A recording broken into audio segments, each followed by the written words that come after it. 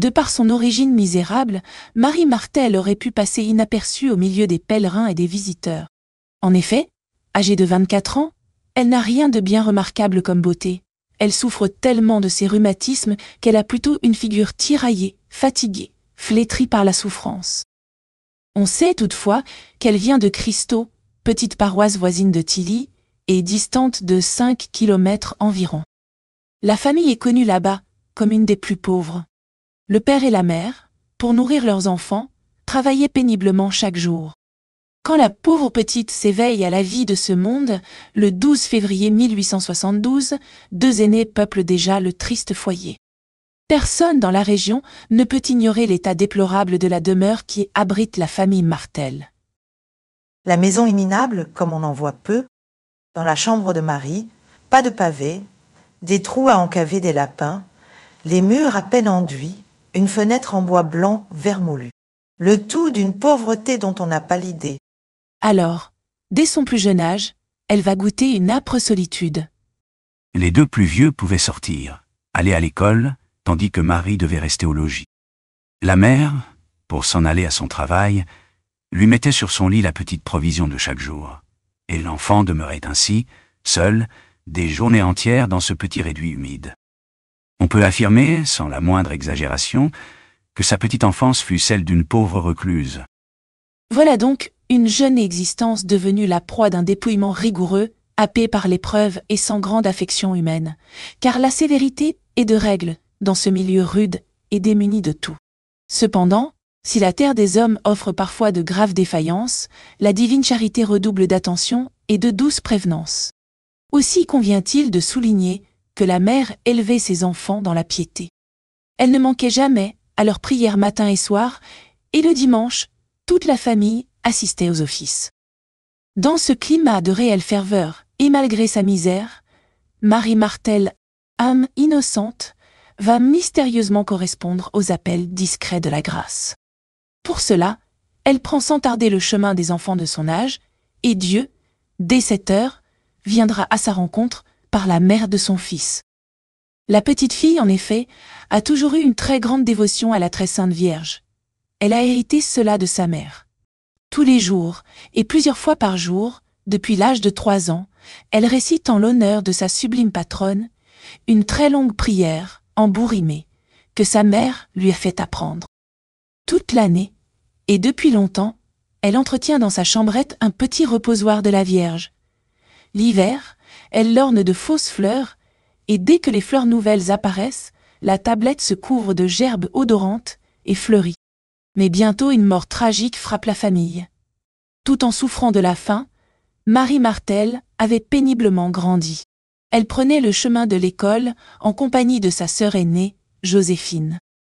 Or, cette dernière, si bonne pour l'enfant, mourut quelque temps après sa première communion. Marie la pleura amèrement.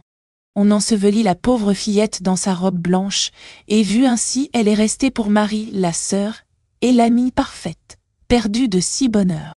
Marie avait alors 9 ans. Quelque temps après, en revenant chez le marchand le plus proche, ce dont sa mère avait besoin, tout à coup elle vit, devant elle, une personne vêtue de blanc, très belle, et crut que c'était sa sœur morte, et tout impressionnée, elle le dit aussitôt à sa mère. Que 2 fois depuis, elle retourna prier, là où ce prodige lui était apparu. À travers ce deuil, n'y aurait-il pas un signe prévu par la Providence qui dispose à son gré des événements? Pour l'instant, le mystère plane, chargé d'interrogations. C'est seulement 20 années plus tard que Marie Martel découvrira la clé de l'énigme. Dans ses notes personnelles, l'humble fille a consigné l'entretien extatique qui lui révélait, soudain, que la vision qui s'était présentée à son regard n'était pas sa sœur, mais bien celle que, tant de fois au champ de Tilly, elle devait contempler avec joie. Aujourd'hui, mardi 4 janvier, si je me montre à toi, c'est parce que je m'y suis montré voilà 17 ans. Je t'ai apparu sur ton passage.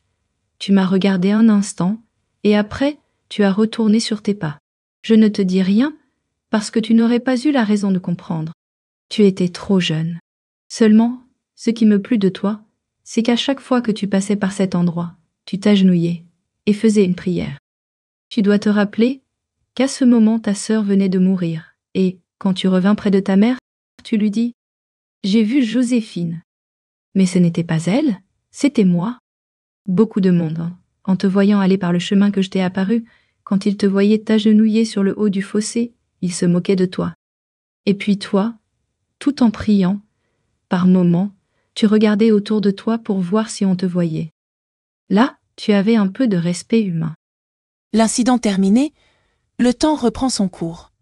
Le long défilé des semaines passe, inexorable, et Marie Martel se prépare maintenant à sa première communion, qui restera pour elle un vrai jour du ciel. Là encore, elle reçoit, comme à son insu, une grâce particulière qui lui communiquera un véritable amour envers notre Seigneur présent dans l'Eucharistie.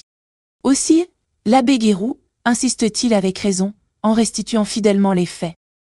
On se souvient de son recueillement et de sa candeur. Les fruits de cette belle journée furent délicieux et durables. Dans la suite, un prêtre voisin d'une piété parfaite, mais pasteur seulement d'une très petite paroisse, voulant que ce jour de la première communion reste pour les enfants le jour de la vie le meilleur, ne pouvait arriver à grouper un nombre suffisant de communiants pour donner vraiment quelque solennité à la fête. 1, 2 ou 3 enfants formaient le contingent habituel. Il n'aurait pas voulu laisser seule une petite communiante. Alors, il prévenait le confrère voisin de Christo, lui demandant de lui envoyer une des petites filles de sa paroisse qui deviendrait ainsi la pieuse compagne de son enfant. Et c'était Marie qui était désignée pour aller édifier la petite communiante. Quelle douce consolation pour son cœur si souvent abreuvé de solitude et de privation. Humblement, elle livre alors le meilleur d'elle-même, comme toute âme pure en qui Dieu se reflète, mystérieusement. À cette vie de dévotion, tissée d'esprit de foi, de prière et d'austérité, viennent s'ajouter de longues journées de labeur. De fait, arrivée à l'âge où l'on travaille, sa mère lui apprit la couture et l'emmenait avec elle dans les maisons qu'il occupait. Il en fut ainsi pendant assez longtemps. Mais quand venait la fin de la journée, la mère recevait l'argent dû pour son travail et celui de sa fille. Marie ne sut jamais ce que pouvait être de l'argent gagné. Toujours sans une obole, elle finit par se demander ce qu'elle deviendrait dans ces conditions. Sa sœur aînée était placée, elle, chez des maîtres. Marie résolut d'en faire autant pour recueillir, elle aussi, quelques économies en prévision de l'avenir. Placée chez des maîtres, elle y resta 3 ans et ne les quitta que parce que cette famille, très laborieuse et très économe, augmentait chaque année sa fortune ou ajoutait successivement un bétail à l'autre bétail. Et la besogne devint au-dessus de ses forces. Elle, qui ne fut jamais d'une forte santé, se ressentit toujours des suites du peu de confort de ses premières années. D'ailleurs, les maladies se succédaient chez les parents, et, quand elle avait quelque argent de gagner, elle le donnait, si bien qu'elle s'aperçut de sa pauvreté, qui était aussi grande qu'autrefois.